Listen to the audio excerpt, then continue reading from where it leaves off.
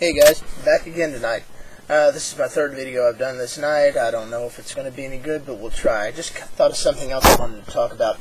I want to talk about why it's probably a bad idea to talk to certain people about evolution versus creationism.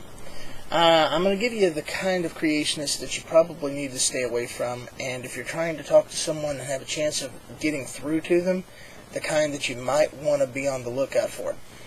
The kind of person that you want to avoid at all costs is your born-again, young earth creationist. Stay away from these people. These folks are really, really deep in delusion. They believe the stuff that they're telling you, and they don't understand it.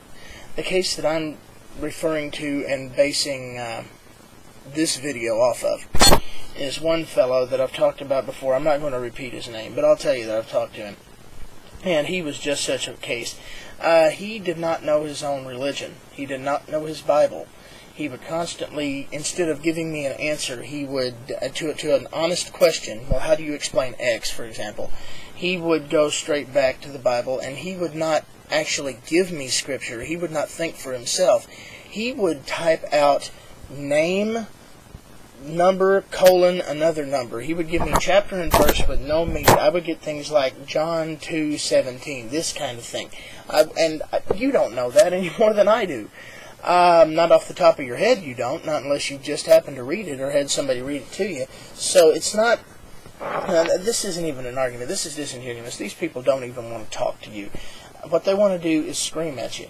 Now, if I'm talking to some young earth creationists, if I've got you people here, I want to tell you something important too. I want to tell you that just cranking up your volume and yelling louder does not make you better understood. If anything, it makes you even more incoherent. You have got to reason. You have got to understand the things that you read and then come and explain those things. And be prepared to have a scientist, if you're talking to one, chew you up exactly like he would get chewed up for saying anything else in his meetings he has every week at work. Trust me, it happens. This is the kind of rigor that we are subjected to all the time, and when you come trying to prove a point to one, and we don't believe that you've got your facts in order, we're going to rape you. Really, you're going to get torn up 14 different ways. So, yeah, kind of avoid that. Now, if you're looking for somebody that you can have a conversation with, somebody who's, not so deep in delusion, let me talk about the delusional people a little bit more before we talk about the kind you might want to look for. These people are deep in delusion. They believe what they're saying. You and I know that it's not true. You and I know it cannot be true. You and I both know that the Bible is self-contradictory. And not just the Old Testament with the New Testament. The New Testament contradicts the New Testament, for goodness sakes, in about 40 places, if memory serves. It's been a while. But these folks believe this, and they're clinging to it. And whenever you have somebody desperate and they're clinging, first of all, people do not want to be proven wrong. This is evidenced by the fact that whenever you get them on a point and you say, look, this was wrong of you, you did this was wrong. And like if they were really insulting, if they said something horrible like happened to me, someone speculated about the rape and murder of my wife, and I told them, dude, this is wrong, you do not go here, and I believe you owe me an apology on this. Never even heard it.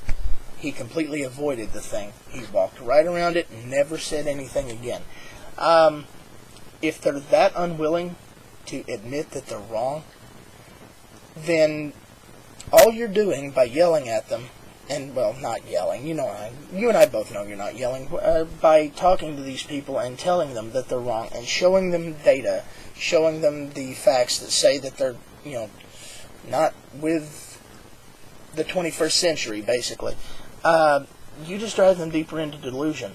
These people become even more deluded. They retreat into the delusion.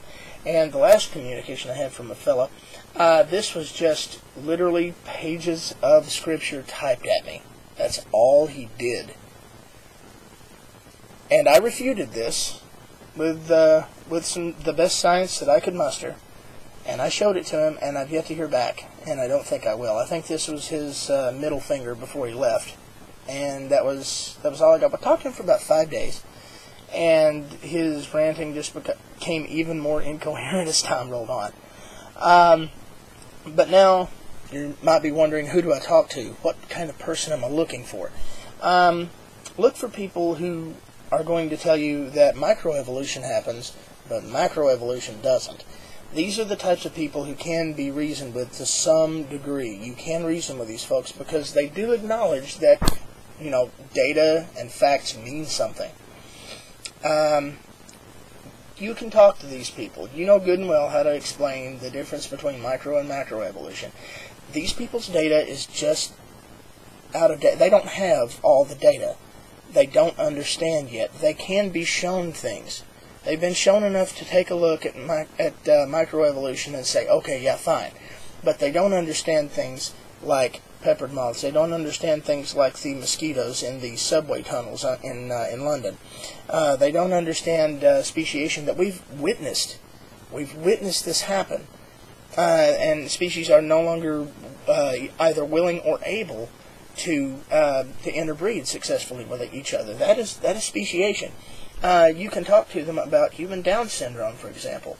This is an example of a new species attempting to arise. It's a failed one, thank goodness. But people with Down syndrome have an extra copy of chromosome number 23. It's what gives them the features that they all have, and it's a common mutation. It is a common mutation in our DNA that happens not just in one family. This is a characteristic of our DNA that causes this to occur. In this case, it's a bad mutation, and it does not help the individual at all. It's genuinely bad. But this is one that will go away eventually, hopefully. Really, I'm not going to presume to know what it's going to do, but I know that this is not a good thing. So, and don't get me wrong, I know some people with Down syndrome, and I love them very, very much, but their DNA is not the same. They have that extra chromosome. People want to know where extra DNA comes from. Well, where did this information come from? I know you've heard this one. Who's to say that extra chromosome that crops up, if we know it happens once, that means that it has happened and that it does happen. And there's no reason to believe it hasn't happened before in other species as well. So that extra chromosome could be free to go on and evolve however it wanted to, with completely different information. And there's nothing that says that it can't. You see, this is where it's logical. However, I'm not going to bash religion. I'm just going to talk science to you tonight. Look for the people who are willing to listen, the people who do acknowledge that science is not evil from the devil, and that it does show some things. Avoid people who are sticking their fingers in their ears and saying, I'm not listening, because these folks are just as stupid as I just looked. And you've got to stay away from them, man. All they're going to do is give you migraines and probably cancer. So, just worrying about it. You're going to have brain cancer from dealing with these people, so avoid them. Alright, well, that's all I got to say tonight, and I'll see you guys around next time. And probably won't have anything else to make tonight. You watch, I'll be back here in 15 seconds. But, oh yeah, I forgot. But, okay, I'll catch you guys around. Hey, thanks for watching.